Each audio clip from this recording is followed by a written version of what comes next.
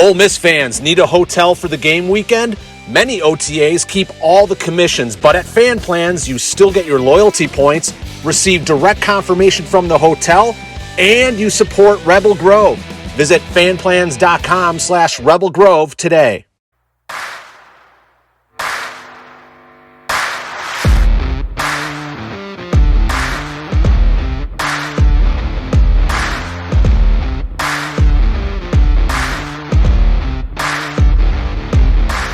Welcome into another edition of The Butcher versus the Spin Instructor, presented by LB's Meat Market. I'm Neil McCready. Greg Jones with me today. So is Campbell McCready. We've got 3/14 of the SEC cities represented as we speak right now. I'm the only one of us in Oxford, Mississippi, holding down the fort here in Oxford. Greg Jones of LB's is in Lexington, Kentucky, where he is living his ulterior life as a horse racer. A horse race magnate, building a stable of thoroughbreds so that one day he can claim the Kentucky Derby and raise that trophy high into the air. And then Campbell McCready of Zen Studios is in Fayetteville, Arkansas. After spending a handful of days here in Oxford, it was fun to have Campbell home. I was in Baton Rouge last weekend. We don't have to talk a whole lot about that, but I was there, so we're representing the SEC here, Greg. Yeah, man, it's awesome to be in Kentucky and taking a day off and just be back in the saddle in Oxford on Thursday. But yeah, it's been just a good weekend to get out. I know Alabama weekend's going to be pretty busy, so I just had to take a time out, and I'll be back in Oxford on Thursday. Did you catch that, Campbell? He's back in the saddle. He's doing horse race vernacular. Everything's about. Let's just get it out. We've got some geldings, some fillies, some thoroughbreds. We're mile and an eighth today. What are we working on? It was the last yearling sale at Face and Tipton. So I'm actually going to Keeneland Racecourse for the first time tomorrow. So I'm really excited about that. But just a yearling sale, just the last yearling sale of the year, and I just like hanging out with the guys and just coming here. It's kind of like you were saying, an alternate life that I'd like to live. So it is what it is. Keeneland is beautiful. I mean, that area up there, especially this time of year. All the stunning. trees have all the it's beautiful. Like I said, I'm out here on the patio, and it's just all the trees, have the beautiful shades of fall, and it's real beautiful in Lexington right now. That's fantastic. Campbell, how's everything back in Fayetteville? I know you got almost a week. You went to Vegas, then you had almost a week in Oxford, so you probably feels odd to be back in Hogtown. Yeah, I got back and everybody was like, it feels like you were gone for like a month, because I was gone I left for Vegas last Friday, and then, the Friday before last Friday, and then I came basically straight to Oxford for 6 nights or something. So it's good to be back and settled into my routine. Okay, so you're both back in the saddle. So you both went 4-4 last week. We'll talk about LB's in a minute. It's 2008 University Avenue in Oxford, by the way, right across the street from Kroger. No need to go to Kroger. Let Kroger just be a landmark. Head over to LB's. I'm heading to LB's here in the next, probably going to go Friday morning and load up. I'm going to get some wings. So don't buy all the damn wings. Save some wings for me. I got a case of wings coming, so you're in the clear. I got you covered. I'm going to get some wings. I'm not going to College Station. I was going to go to College Station, but the game's late. I would have had an early flight. Sundays are just brutal, and so I didn't want to make that more brutal. So we'll cover A&M from remote distance, and so it means I got a Friday, and my Friday's kind of off, because all my shows are done by the end of the day on Thursday. So I'm going to go to LB's. I'm going to get some wings. I'm going to get some sausages. I'm not sure which. Carson likes different sausages. I like different sausages. I'm going to get some of that. Probably going to get some stuffed jalapenos, the bacon wrapped jalapenos that probably need to get a tri-tip. I know Carson's probably been craving those sandwiches. Yeah, the tri-tip sandwich with the jalapenos, and it's good stuff. All of that's at LB's, and then so much more. I'm not the biggest mushroom guy in the world, but most everybody else in my family is. The stuffed mushrooms are fantastic. The chicken, pork, all sorts of different cuts of beef. He's got the picanha that our friend Johnny Golf does all the time. That I made some boudin. I made some crawfish boudin this yesterday, so I've got crawfish boudin and the regular pork boudin. So, yeah, and then I did the Blue Dream sausage. That was really good. So, yeah, we're like I said, back in the saddle Thursday and ready for a weekend. Okay, so a lot of that going on. If you're not heading to College Station, you can load up your fridge, get ready. You can light the grill. Ole Miss doesn't play till 6:30. You get all day to watch the other games. You can get your grilling done and, pop a few cold ones and turn on the Rebels and the Aggies. We'll get to that game in just a minute. But like I was saying, Campbell went 4-4 last week. Really gave a game away when she did the Mississippi State Alabama. Yeah, I regretted it, but I had to stand strong. I'll take any giveaway I can get right now. There was a minute where I thought, she might get it, but no. 4-4. Greg went 4-4. So Campbell's holding on precariously to her one-game lead as we enter week 9 here. Campbell's 38-43. Greg is 37-44. And we got to tighten up. A light slate this week, so you've got time to think. You're not gonna get fatigued by 12, 13 games here where you're like, oh my God, I can't. You got time to think. You got time to focus. We start in the Big Ten. Ohio State, the second-ranked team in the country, they head to Happy Valley, Pennsylvania. They play the 13th-ranked Penn State Nittany Lions. This is an 11 a.m. game. It's on Fox. So if you're getting your day started with your grill, maybe you're smoking a brisket, maybe you're doing some low and slow stuff. This is the game that you turn on early. Perhaps there's 2 games early. We'll talk about the other one in a minute. Campbell will be watching the other one. But you got Ohio State, Penn State. See, Campbell, we'll start with you since you're in the lead and y'all tied last week. Ohio State is a 15-point favorite at Penn State. I'll go with Ohio State. I don't have an angle on this one, but that's what I'll go. They're an awfully good football team. A lot of people think they are the best football team in the country, even better than Georgia. This is a weird spot, though. Penn State's playing really well, and they're getting 15 points at home. What do you think, Greg? I'm going to take the points here. I'm a home dog kind of guy. So if you can give me 2 touchdowns and a hook on top of the home underdog, I'm going to go with the home underdog. So hopefully it's a good game, but I can definitely see Ohio State winning by 3 or 4 touchdowns for sure. Yeah, for sure. I can too. I like Ohio State here. I'll be honest. It's not my competition, but I would be laying the points.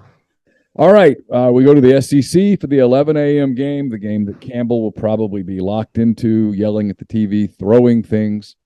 Maybe going to Dixon. You going to go to Dixon and watch this game? Maybe, yeah. Okay. Dixon will be fun for a road game. Arkansas heads to Auburn. This is an 11 a.m. game on the SEC network. Arkansas, Greg, is a 4-point favorite over the Tigers. I like Arkansas. I mean, I know KJ Jefferson just he takes a couple hits that he probably shouldn't, just like Will Levis, and if he doesn't take those extra hits, they might be, a couple wins better in the win column. I don't know. I like Arkansas a lot in this game. I think they'll roll them up. All right, Campbell, I know you're going to take the Hogs. How confident are people that the open date, the win over BYU, kind of has Sam Pittman and the boys kind of back on track? Is everybody kind of feeling better about it now after the 3-game losing streak? I'd assume so. I wouldn't say that my topic of conversation revolves around everybody's thoughts about the football team, but sure, yeah. Okay. Cam the kicker is definitely going to be ready. I know. Yeah. Everything good with Cam the kicker? I know that he's Caroline's friend more than from Caroline. It sounds like he's doing good. Still kicking away, right? Just kicking the ball. All right. He likes to kick. He just kicks. That's what he does. Walks around kicking footballs. All right, Campbell, I should say, it's your turn. It's the giant cocktail party. Probably sounds like more your speed at this point. Other than football, the cocktail party sounds better. It's Florida and Georgia. The great cocktail party. Florida is a 22-point underdog. It's the biggest line in the history of this game.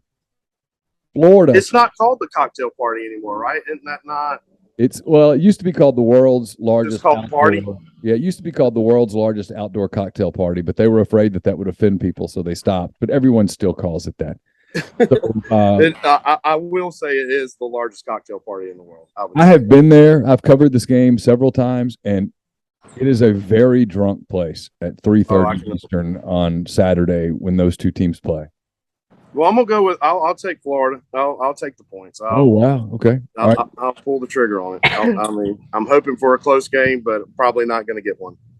All right, Campbell. Greg just jumped right in. He's going to take the Gators. He's going to take 22 points against the nation's top-ranked team. This is at 2:30, by the way, Central Time on CBS. There at the Jaguars Stadium in Jacksonville. What do you think, Campbell? I'll go with Florida too. Wow. Just because. See, I mean, we're pulling out all the stats. I mean, this is a 5-star lock. You said this is the largest line. Yeah. Yeah. So, that kind of turned me away from picking Georgia here. I'm just going to tell you guys, I'm going to take Georgia and lay all the points. I have no issue at all with laying 22 points. I think Georgia's better than Florida. I think they're significantly better than Florida. Yeah, I don't have an issue here. All right, here's a great game. Another 2:30 game. I mean, if I'm right and Florida and Georgia turns into a blowout, this game will not be a blowout. You can flip to this game. You got your brisket going. Maybe you took it off and wrapped it in the peach paper or whatever, and you put it back on and you opened another beer and you're like, God, it's 4:00 and Georgia's already up 28-0. Fret not. Flip to Fox. Trust me. Oklahoma State, 9th ranked in the country, at Manhattan, Kansas, to play 22nd ranked Kansas State, 2:30 on Fox. So you get your insurance policy if the cocktail party sucks. Here's your insurance policy. This game will not suck. Las Vegas agrees with me. This is a pick 'em. Campbell, do you know what that means? No. It means Vegas says they're even. You just pick a winner. There is no line. You just pick a winner. Who you got? Oklahoma State, Kansas State. I'll do Kansas State. Because of the color. Does she know that they're purple, right? Oh, I didn't know that, but that's great.